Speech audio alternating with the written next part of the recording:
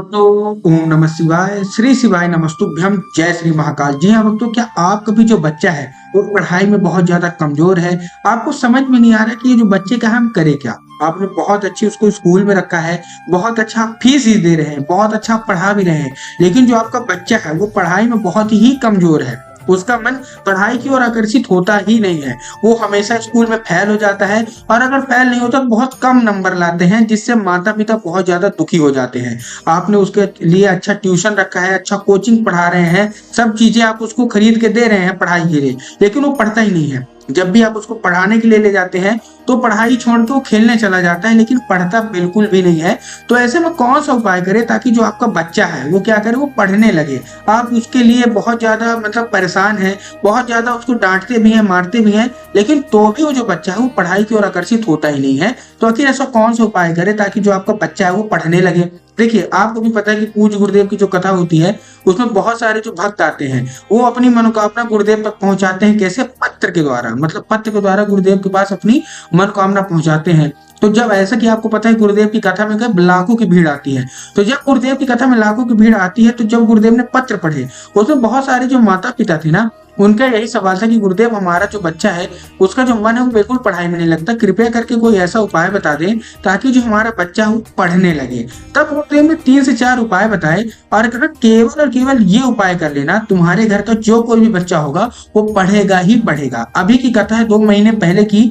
अब गुरुदेव के बताए गए उपाय जाके लोगों ने तुरंत किए, और 1 से 1.5 महीने के बाद गुरुदेव की कथा में वापस आए और फिर से गुरुदेव को पत्र लिखा। लेकिन इस बार आप जान के हैरान हो जाएंगे कि इस बार जो पत्र था ये गुरुदेव को धन्यवाद के रूप में पत्र था कि गुरुदेव धन्य हो आपका, आपके द्वारा बताया गया उपाय हमने कर लिया है, और हमारे घर का जो बच्चा था जो कि पढ़ाई में बहुत ज्यादा कमजोर था वो पढ़ने लगा है, क्लास में टॉप आने लगा है। वो दिन भर पढ़ाई करता है, न कहीं घूमने जाता, न फिरने जाता, न कहीं भागता, और कोचिंग भी रोज जाता है, पढ़ने लगता है। आपका कोटि कोटि धन्यवाद। तो जो लोग भी मेरी वीडियो देख रहे हैं, आवाज सुन रहे हैं, अगर आपको भी जानना है कि आखिर ऐसा कौन सा उपाय है जिसको करने मात्र से 1 से 1.5 महीने के अंदर जो बच्चा है उसका जो मन है वो पढ़ाई की ओर आकर्षित होता है, तो आज का ये वीडियो मात्र और मात्र आपके लिए है। क्या करना है, कैसे करना है, पूरा आपको समझाने वाला हूँ। उपाय ध्यान से सुनिएगा, अच्छे से करिएगा। अगर आपने आज का उपाय अच्छे से सुन लिया तो 100% 1 से 1.5 महीने के अंदर आपका जो बच्चा है पढ़ाई की ओर आकर्षित होगा। तो चलिए चलते हैं हम लोग उपाय की ओर, जो कि मैंने पूज्य गुरुदेव की ही कथा सुन के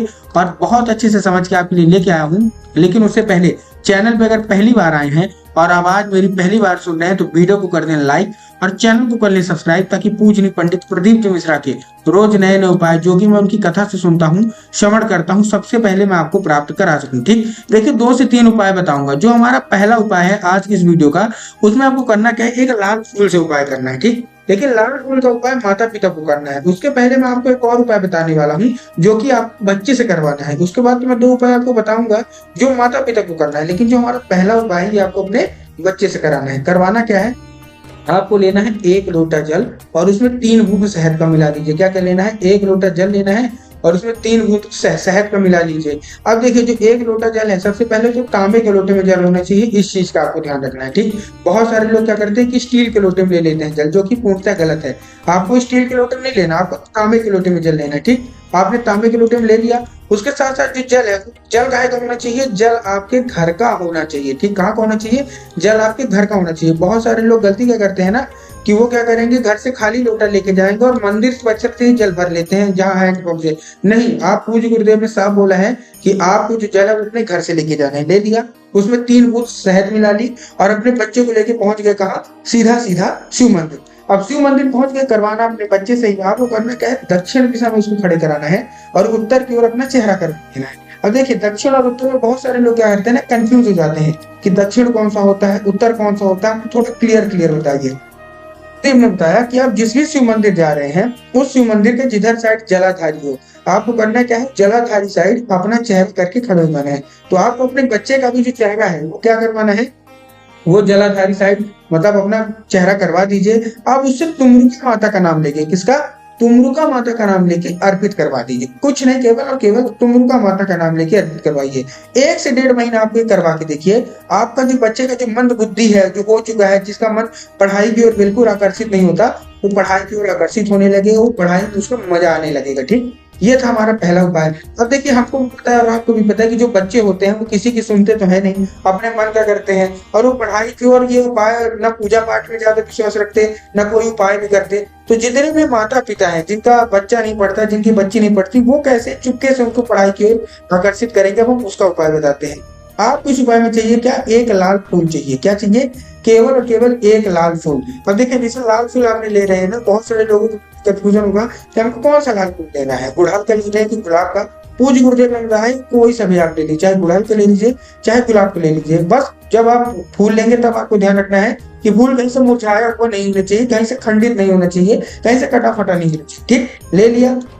लेने के बाद आपको क्या करना है, जैसे आप ले लेंगे उसको लेके आप अपने घर आइए। अब आपके घर में जहाँ पूजा पाठ करते हैं, जहाँ भी आपका जो पूजा होता है शाम के वक्त घर में, वहां सरस्वती माता की फोटो होनी चाहिए। अगर आपके घर में सरस्वती माता की फोटो या मूर्ति है तब तो अच्छी बात है, लेकिन अगर नहीं है तो आप क्या करिए, बाजार से खरीद के लाइए और अपने घर में उसकी स्थापना कर लीजिए। ठीक, अब आपको करना क्या है, जैसे आप कर लिए, करने के बाद आपको क्या करना है, शाम के वक्त जब आपके शाम की पूजा होती है, आपको क्या करना है, वो जो फूल है वो माता सरस्वती को अर्पित करना है, औषधि के रूप में मांगना है कि माता हमारा जो बच्चा वो पढ़ता नहीं है, कृपया करके इसको औषधि के रूप में प्रदान करिए। क्या होगा, वो औषधि बन जाएगी। तो जब भी आपका बच्चा खा पी के रात को सो जाए तब आपको क्या करना है, उसके माथे पे वही आपको फूल उठाना है माता सरस्वती का, और उसके माथे पे एक बार फेर देना अपनी जो कोई इच्छा मनोकामना वो मांग के। पूज्य गुरुदेव कहते हैं कि ऐसा उपाय करने से माता सरस्वती उसके जो दिमाग में है वो बस जाती है, और उसका जितना भी मंद बुद्धि होगा, जो मन पढ़ाई में नहीं लगता, उसका जो मन वो पढ़ाई की लगने लगेगा। ठीक, ये था हमारा पहला मतलब जो दूसरा उपाय था। अब बढ़ते अपने तीसरे उपाय की ओर, जो कि सबसे खास उपाय है, और ये माता शोक सुंदरी का उपाय है। इस उपाय में आपको करना क्या है, एक पान का पत्ता लेना है। क्या लेना है? केवल और केवल एक पान का पत्ता। लेकिन इस जो पान के पत्ते में आपको बहुत ज्यादा ध्यान देने की जरूरत है कि पान का पत्ता कहीं से भी कटा नहीं होना चाहिए, कहीं से भी मुरझाया नहीं होना चाहिए, क्योंकि पूज्य गुरुदेव कहते हैं कि महादेव को मनाना कितना सरल है, महादेव क्रोधित भी उतना जल्दी हो जाते हैं। आपने पान का पत्ता ले लिया, पान के पत्ते के ऊपर आपको शहद लगा लेना है, केवल और केवल थोड़ा एक दो बूंद आप लगा लीजिए, और ये लेके आपको पहुंच जाना है कहाँ, सीधा सीधा शिव मंदिर। ये उपाय आपको अपने बच्चे से ही कराना है। ठीक, पहुंच गए शिव मंदिर। शिव मंदिर पहुंचने के बाद आपको क्या करना है, माता अशोक सुंदरी की जगह पे अर्पित करवाना है। अब देखिए जिन लोगों को पता है माता अशोक सुंदरी की जगह कहाँ होती है उन लोगों का तो ठीक, लेकिन बहुत सारे ऐसे लोग हैं जिनको ये नहीं पता कि माता अशोक सुंदरी की जगह कहाँ होती है।